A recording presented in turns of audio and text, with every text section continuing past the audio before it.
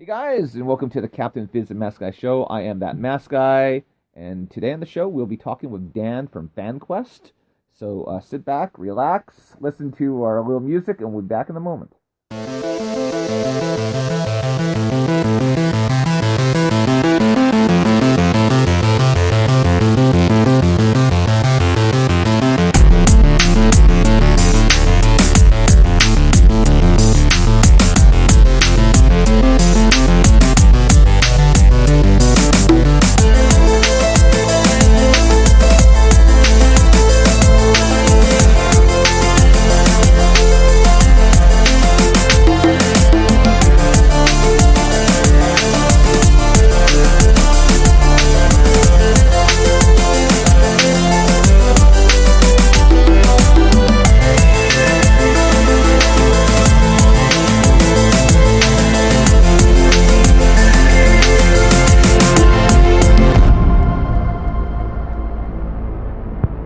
Welcome back to the Captain Fizz and Mask Guy Show. I, of course, am Captain Fizz. And greetings once again from the seventh moon of thunder. I am that Mask Guy. And we're joined here by Dan from Fanquest. Hello. So first we'll just get you to start talking a little bit more just about yourself. Sure. And then we'll get into what Fanquest is and all that fun stuff. Sounds good. What do you want to know? Well, I guess just tell us a little bit about yourself. Okay. What I do, I'm an instructor at Red River College by day. By night, I'm also a dad, and I have 3 kids, full house, 2 dogs and a cat. And I love all kinds of stuff. I love Star Wars, Star Trek, all kinds of fandoms. You know, comic books. I grew up on this stuff. This is just kind of keeps me going. I don't have time to read as many comic books as I would like to. You know, none of us really do anymore, but I also don't have the money for it that I used to. I know that feeling. Children take away from your ability to buy things. My friend and podcast partner, I also do podcasts as well, Canton, he doesn't have any children. We always joke that he has the disposable income to buy the Star Wars figures and the comic books and the video games and stuff that I don't get to do. So anyway, so I teach at Red River College. I teach radio and social media classes and advertising classes, and I'm putting together this Fanquest, this convention for people. Okay, so I guess that leads us right into our first question. What is Fanquest, and how did the idea start? Fanquest is a fan convention. We're kind of differentiating it from a comic convention, although comic cons are kind of over. You kind of know that there's going to be a bunch of different stuff. It's not just comic books anymore, right? But Fanquest, we're calling it a fan convention because we want to celebrate all kinds of fandoms. And to me, and to the group of people that are doing this, fandoms are the things that you love. You guys love Star Wars. You're wearing a Star Wars shirt right now. What are you wearing? What is that? Oh, you got a there you go. You got Harley Quinn and DC Comics. Your cup has DC Comics on it, so clearly you're a DC comic fan. I'm more of a Harley Quinn fan. Oh, there you go. You're even the name of your podcast. Clearly, you guys are wrestling fans. If you have a podcast named after, I'm definitely into professional wrestling. Yeah. So these are fandoms, right? So these are the things we love, and they're so popular now with even mainstream Hollywood going with all their big movies and then that kind of stuff, and comic books are more popular than ever. We just want to bring everybody together in one place and celebrate it. And how it got started, I actually worked for C4. For a year. I was executive director of C4 for the last I was about October 2015 to just before this last one, and I left C4. We had some creative differences, decided to leave, but kind of felt empty. Kind of felt like I needed to do something still, because I really did love working there. The fans that come out for those events and all that kind of stuff is so much fun. So I contacted a group of people I knew and started us rolling. Fans definitely do make things better. Yeah, they do, and that's the whole reason for this, right? That's the only reason all of these things are so successful. It's the fans that really kind of make it happen. Okay, so you mentioned a lot how you're going to make it an experience-focused fan convention. How do you actually plan to make it different than what's already out there? Yeah, that's good. And we get that question a lot, actually. Because we want it to be more than just kind of, and this has just been my experience, and some of the other people in our group have had this experience at different conventions where it's, you go in, you pay pay to go in, you go look around, there's all kinds of vendors and places you can buy some cool stuff. There's usually panels, there's usually a few things going on, but we really want there to be a lot going on. So you come into FanQuest and you pay your admission fee. Sure, there's vendors and there's artists and there's people selling stuff, but also there's a video game tournament going on over there. Go ahead, enter it. It's free. You don't have to pay an extra entry fee for that. If you want to test your knowledge of Star Wars trivia, you can enter our trivia competition and try and win that. Again, free to enter. Probably we'll have we will have prizes for the winners. What else do we have? We have so many ideas. Oh, there's just stuff we're not saying everything just yet, but we have a ton of ideas. There was a YouTube video which is on your FanQuest's Facebook page. Yeah. And one of the tidbits I went off and caught from that was they're talking about being able to get up on a stage and to be able to read out a script with an actual voice actor from like an anime. And that idea kind of intrigued me because that's not something that we've seen here before in Winnipeg. And I'm not sure. I mean, as he and I have mentioned a couple of times in the past, we don't have a lot of experience with conventions outside of Manitoba. Yeah.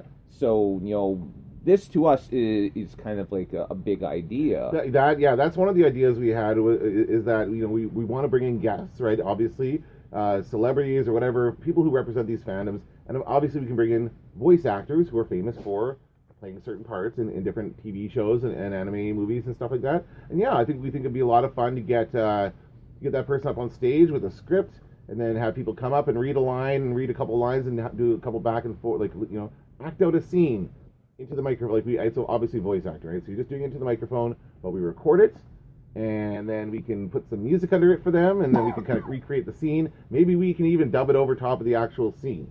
That would be fun. Cool. That would be fun, right? So that's your memento. That's your keepsake from FanQuest, and that kind of stuff. That's what we want to do is create memories and experiences for people, not just go there, buy some cool stuff, and go home. It's going to be like, this is my experience at FanQuest. I loved it. I had so much fun, and I can't wait for the next year. I have to say that is a great idea. Now, I have mentioned on the past of the podcast, I think actually I had some interaction on Twitter with FanQuest, and went off and brought up the fact that the last couple of years that I've been to Comic-Con, I really to C4, I really felt like I wasn't connected. Yeah.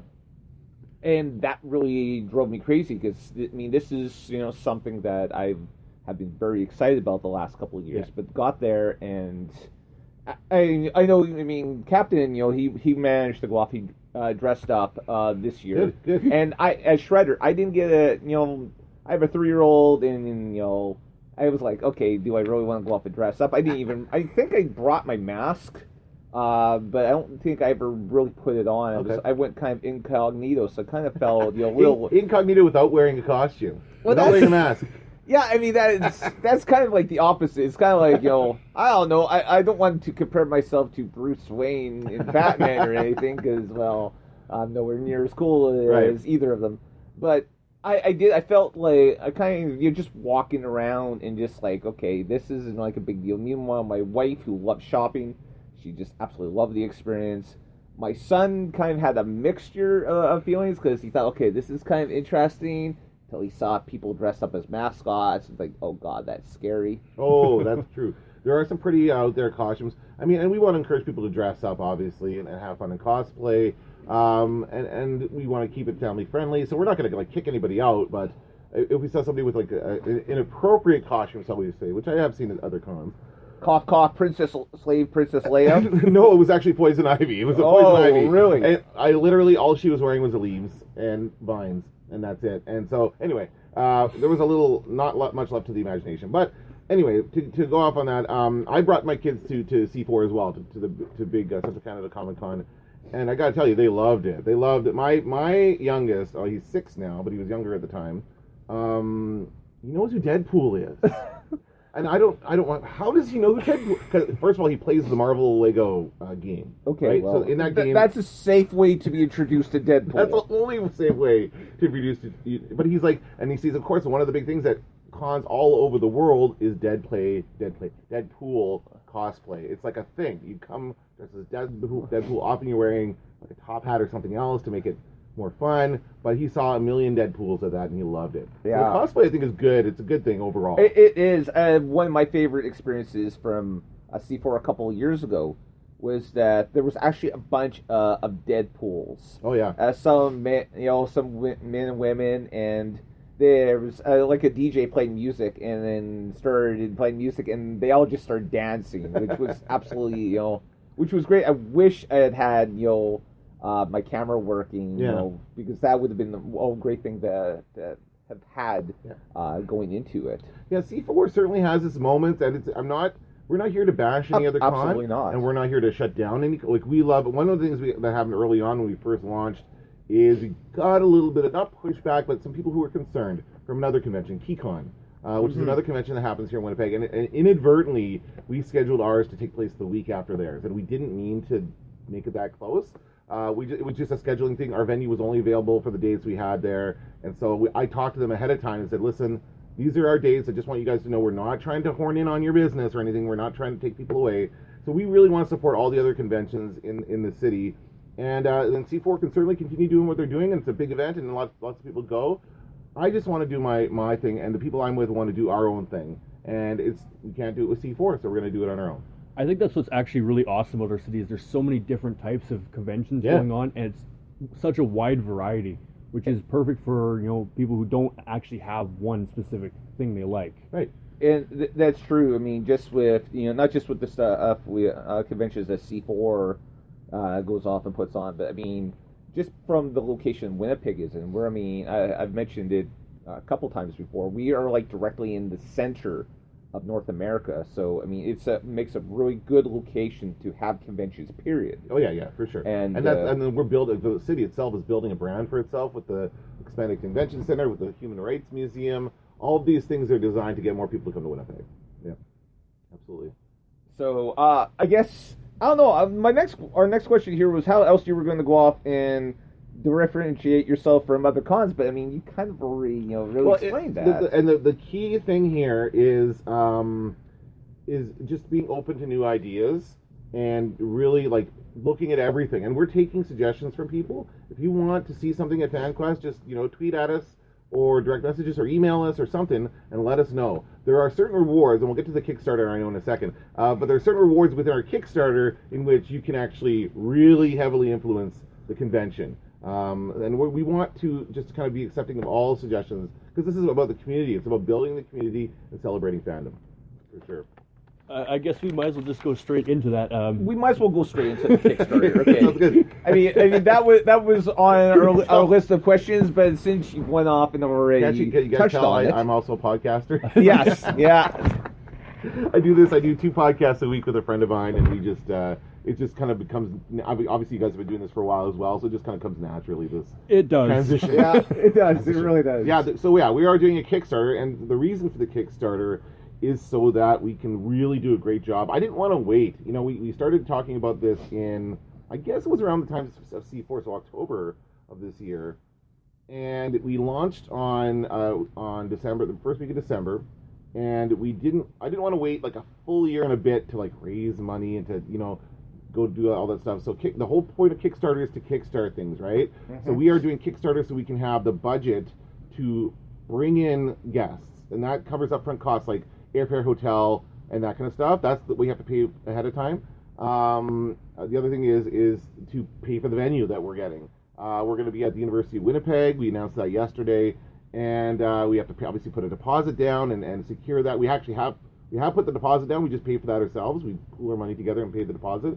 But we want to be able to pay for the venue itself and all the other stuff, and also marketing the event is very important because we want a wider audience. That's kind of part of the reason I'm here. But also we want a wider audience to know about FanQuest, so we will be buying advertising in different places so that the city at large will know that this is happening, and that's all money that's going to come from Kickstarter. So that's why we are doing the Kickstarter right now. Okay, so maybe go off and go into a little bit about some of, I guess, the bonuses about going off and paying into the Kickstarter. Oh, sure, and it's interesting, and the reason we chose Kickstarter as opposed to Indiegogo or GoFundMe or any of those other ones is that first of all, Kickstarter is kind of the best known of these crowdfunding websites, and we wanted to show our commitment to this. Like, Kickstarter is all or nothing.